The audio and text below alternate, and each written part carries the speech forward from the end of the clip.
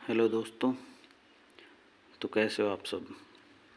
उम्मीद करता हूँ शायद सब ठीक हो गए। तो दोस्तों अपनी चल रही है राजस्थान ज्योग्राफी की सीरीज, जिसमें अपना अभी तक लगभग पूरा सिलेबस हो गया है। आज अपना लास्ट चैप्टर है और ये भी आज कंप्लीट हो जाएगा।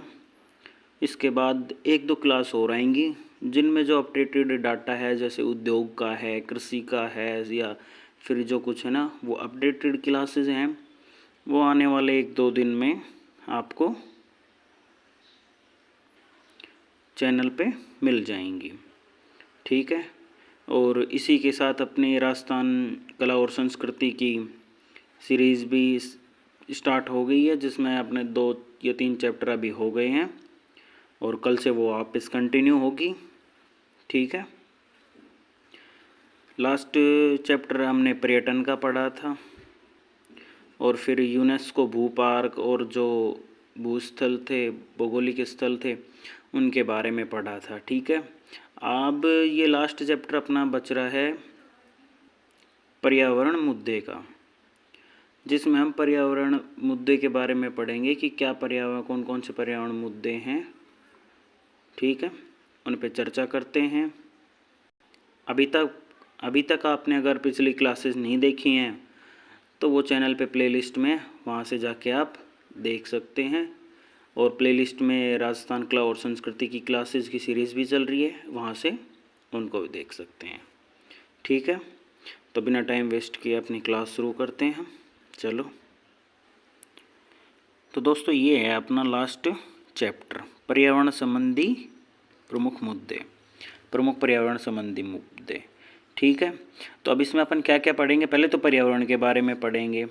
ठीक है। उसके बाद पर्यावरण संबंधी जो मुद्दे हैं कौन कौन से हैं उनके बारे में पढ़ेंगे, और फिर पर्यावरण ये समस्याएं हैं जो उनका समाधान क्या है उनके बारे में पढ़ेंगे। ठीक है। तो आइए शुरू करते हैं। पर्यावरण क्या है? पृथ्वी के चारों ओर के आवरण को पर्यावरण कहा जाता है। पर्यावरण में जैविक और अजैविक घटकों को शामिल किया जाता है। अब जैविक घटक और अजैविक घटक कौन कौन से हैं? जैविक घटक में तो आते हैं अपने जीव जंतु और वनस्पति। अजैविक घटक की बात करें तो अजैविक घटक में आ जाएंगे खनिज, चट्टानें, मिट्टी, सूर्य, ये सभी आ जाएंगे अपने अजैविक घटक में। ठीक है। तो अब अपन बात करते हैं पर्यावरणीय मुद्दे कौन कौन से हैं। पर्यावरण की गुणवत्ता में कमी आना पर्यावरण प्रदूषण कहलाता है, और वर्तमान समय में पर्यावरण प्रदूषण अंतर्राष्ट्रीय समस्या एवं ज्वलंत मुद्दा है। ये आप सभी को पता है, ये सब अच्छे से ये चीज़ें, कि पर्यावरण प्रदूषण आज के टाइम में कितना बढ़ रहा है। चाहे वो वायु प्रदूषण हो, जल प्रदूषण हो, या फिर भूमि प्रदूषण, ध्वनि प्रदूषण, जितने भी प्रकार के हैं वो सभी कितने बढ़ रहे हैं, आपको अच्छे से पता है ये सब चीज़ें। तो प्रमुख पर्यावरणीय मुद्दे कौन कौन से हैं? जल प्रदूषण है, वायु प्रदूषण, ध्वनि प्रदूषण, भूमि प्रदूषण, मरुस्थलीकरण, सूखा एवं अकाल, ये सभी हैं प्रमुख पर्यावरणीय मुद्दे। सबसे फर्स्ट अपन बात करते हैं जल प्रदूषण की। जल प्रदूषण क्या होता है आप सभी को अच्छे से पता है। जल प्रदूषण जल को व्यर्थ वेस्ट करना, या कुछ भी मतलब ऐसे जो व्यर्थ में बहाते हैं, जैसे कि नल खुला छोड़ना या ऐसे, वो जल प्रदूषण कहलाता है। ऐसे अब लैंग्वेज में देखें तो लैंग्वेज में क्या है, जब जल में घुलित ऑक्सीजन की मात्रा 8 ग्राम पर लीटर से कम होती है तो इसे प्रदूषित जल कहा जाता है। ये डेफिनेशन दी गई है इसकी। ठीक है। प्रमुख जल प्रदूषक जल में कैल्शियम, मैग्नीशियम, कैडमियम, सीसा, जस्ता, लोहा एवं पारे का आधिक्य में होना, ये प्रमुख जल प्रदूषक के कारण हैं। ठीक है। आगे चलते हैं। अब वायु प्रदूषण की बात करते हैं।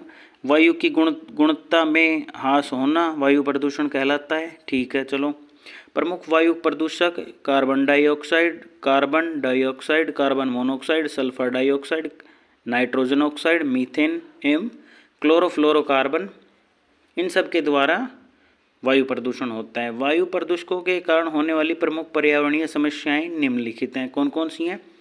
सबसे फर्स्ट अपन पढ़ते हैं हरितगृह प्रभाव या ग्लोबल वार्मिंग। क्या होती है ये?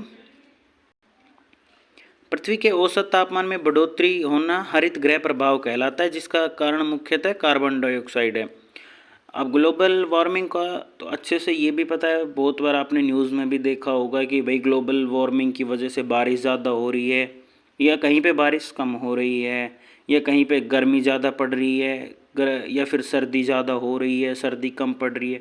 ये सब किसके कारण हो रहा है? ग्लोबल वार्मिंग के कारण हो रहा है ये, ठीक है। दूसरा क्या है? ओजोन छिद्र ह्रास।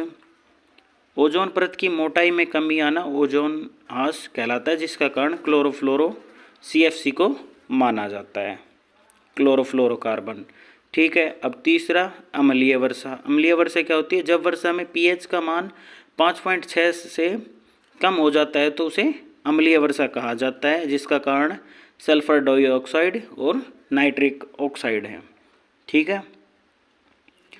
अब अपन बात करते हैं, ये हो गया अपना वायु प्रदूषण। अब बात करते हैं ध्वनि प्रदूषण की। ध्वनि प्रदूषण क्या होता है? 80 डेसिबल से तीव्र ध्वनि को ध्वनि प्रदूषण कहा जाता है, जिसका कारण औद्योगिक ध्वनि, जेट विमान ध्वनि, ज्वालामुखी ध्वनि एवं लाउड स्पीकर हैं, ये सभी हैं।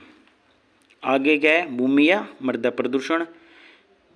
मृदा की भौतिक, रासायनिक एवं जैविक गुणवत्ता में कमी होना मृदा प्रदूषण कहलाता है। प्रमुख कारक की बात करें, रासायनिक उर्वरक एवं कीटनाशक, मृदा प्रदन, ये सभी मृदा प्रदूषण के कारक हैं।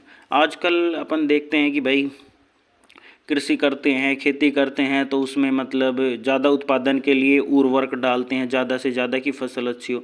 तो फसल तो अच्छी होती है, लेकिन उससे क्या होता है? मृदा प्रदूषण होता है, मृदा की गुणवत्ता में कमी आती है, ठीक है। तो ये सभी मृदा प्रदूषण के कारण हैं। चलो आगे चलते हैं। अब आगे बात करते हैं मरुस्थलीकरण की। उपजाऊ एवं अमरुस्थली भूमि का अनुपजाऊ, बंजर एवं मरुस्थली भूमि में परिवर्तित होना मरुस्थलीकरण कहलाता है। अब सिंपल तरीके से आपको बताएं कि कोई मतलब उपजाऊ भूमि है, उसका अनुपजाऊ भूमि या बंजर भूमि में परिवर्तन होना ही मरुस्थलीकरण कहलाता है। मरुस्थलीकरण का कारण क्या है? वनों का विदोहन, अनियंत्रित पशुचारण, मृदा अपरदन एवं खनन, ये सभी मरुस्थलीकरण का कारण है, ठीक है। अगला क्या है? सूखा एवं अकाल। सूखा अकाल की बात करें तो अम्ल वर्षा तथा वर्षा का नहीं होना सूखा कहलाता है। सूखा एक प्राकृतिक विपदा है। किसी क्षेत्र में लंबे समय तक वर्षा के नहीं होने एवं भोजन की व्यापक कमी को अकाल कहा जाता है। और सूखा अकाल का कारण क्या है? मानसून की अपर्याप्त वर्षा का होना। सीधी से हम समझ सकते हैं कि कहीं पे भाई बारिश नहीं होगी तो वहाँ पे पानी की कमी आएगी तो सूखा होगा, ठीक है। अब ये पर्यावरण समस्या हैं, तो इनके समाधान क्या हैं? समाधान, पर्यावरण समस्याओं का समाधान को पढ़ते हैं। सबसे फर्स्ट वृक्षारोपण कार्यक्रम, दूसरा नवीकरणीय ऊर्जा, तीसरा पर्यावरण संरक्षण संस्थान, चौथा पर्यावरण संरक्षण अधिनियम, पांचवा जल संरक्षण और छठा कृषि प्रारूप में बदलाव। ये सभी पर्यावरण समस्याओं का समाधान है। कैसे? अब बात करते हैं वृक्षारोपण कार्यक्रम। राजस्थान में वृक्षारोपण संबंधी चलाए गए कार्यक्रम निम्नलिखित हैं। कौन कौन से हैं? मरुस्थल वृक्षारोपण कार्यक्रम कब चलाया गया? 1977-78 में। अरावली वृक्षारोपण कार्यक्रम कब चलाया गया? 1992 में। राज्य वानिकी क्रियान्वयन योजना कब चलाई गई? 1996 से 2016 तक। हरित राजस्थान की बात करें तो 2009 से 2014 तक चलाया गया। वन धन योजना 2015 में चलाई गई थी, ठीक है। अगला जल संरक्षण की बात करें, जल का सीमित उपयोग करना एवं वर्षा जल को संग्रहित करना, ठीक है। परंपरागत एवं गैर परंपरागत जल संरक्षण की तकनीकें जैसे बावड़ी, टाका, झालरा, कुएं, बांध, बूंद बूंद एवं फव्वारा सिंचाई तकनीकी, नर्मदा नहर, ये सभी योजनाएं हैं, ठीक है। यहाँ तक सब क्लियर, अच्छे से समझ में आ रहा ना? चलो आगे चलते हैं। अब आगे क्या है? राष्ट्रीय झील संरक्षण योजना 2016 में स्टार्ट हुई। जल स्वावलंबन योजना 2016 में।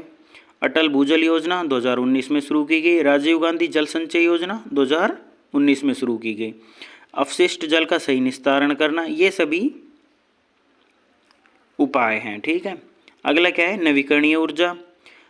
परंपरागत ऊर्जा स्रोत जल, तापीय से पर्यावरण प्रदूषित होता है। इस कारण नवीकरणीय ऊर्जा स्रोतों जैसे नवीकरणीय कौन कौन से हैं, सौर ऊर्जा, पवन ऊर्जा, बायोगैस, बायोमास, ज्वारीय ऊर्जा, इन सभी को बढ़ाकर पर्यावरण प्रदूषण को कम करना। ठीक है, ये जो अभी आपको ये योजना बता रखी है ना, ये इन सभी को हाईलाइट कर लेना, थोड़ा इनको अच्छे से रिवाइज करना, एग्जाम में पूछी जा सकती हैं ये, और सभी तो नॉर्मल चीज़ें आपको भी अच्छे से पता है, वो एक बार रिवीजन करने से याद हो जाएंगी अच्छे से। इनको ये योजनाओं को एक बार अच्छे से देख लेना। अगला क्या है, पर्यावरण संरक्षण अधिनियम। पर्यावरण संरक्षण सबसे अनेक अधिनियम हैं, जैसे जल प्रदूषण निवारण एवं अधिनियम 1974 में शुरू किया गया, वन संरक्षण अधिनियम 1980 में शुरू हुआ, और जो संशोधित है वो 1988 में हुआ। वायु प्रदूषण और नियंत्रण अधिनियम 1981 में, पर्यावरण संरक्षण अधिनियम 1986 में, जैव विविधता संरक्षण अधिनियम 2002 में शुरू किया गया था, ये लाया गया था। आगे बात करते हैं, पर्यावरण संरक्षण संस्थान कौन कौन से हैं। राज्य पर्यावरण एवं जलवायु परिवर्तन निर्देशालय। जैव विविधता बोर्ड का गठन कब हुआ, 14 सितंबर 2010 को। वेटलैंड प्राधिकरण कब, 17 सितंबर 2010 को। नोट क्या है, वेटलैंड नियम कब आया था, 2017 को। राष्ट्रीय हरित अधिकरण ये कब आया, 2010 को। ठीक है, अब कृषि प्रारूप में बदलाव करके कैसे, जैविक कृषि को बढ़ावा देकर कृषि भूमि की उर्वरकता को बढ़ाना। ठीक है, राजस्थान में जून 2017 में जैविक कृषि नीति लागू की गई थी, पूछा जा सकता है क्वेश्चन, हाईलाइट करते हुए चलना है इसको। निष्कर्ष की बात करते हैं तो निष्कर्ष क्या है, निष्कर्ष ये, सतत विकास लक्ष्य एवं संविधान के अनुच्छेद 48A एवं अनुच्छेद 51AG पर्यावरण संरक्षण को महत्व देते हैं। ठीक है, पर्यावरण समस्याओं को लेकर सरकार एवं जनता सामूहिक रूप से नियंत्रण कर सकती है, तो ये हमें करना चाहिए। तो यहाँ पे अपने राजस्थान ज्योग्राफी कंप्लीट हो जाती है, पूरा सिलेबस आपका करवा दिया गया है। अच्छे से क्लासेस को बार बार रिपीट करो, बार बार देखो, कोई भी क्वेश्चन हो कमेंट करो। ठीक है, बाकी की क्लासेस नहीं देखी हैं, प्लेलिस्ट से जाके सारी क्लासेस देखो, और जो अपडेटेड क्लास हैं जो 1-2 टॉपिक की हैं वो आपको आने वाले 1-2 दिन में करवा दी जाएंगी। ठीक है, चलो मिलते हैं अब आगे।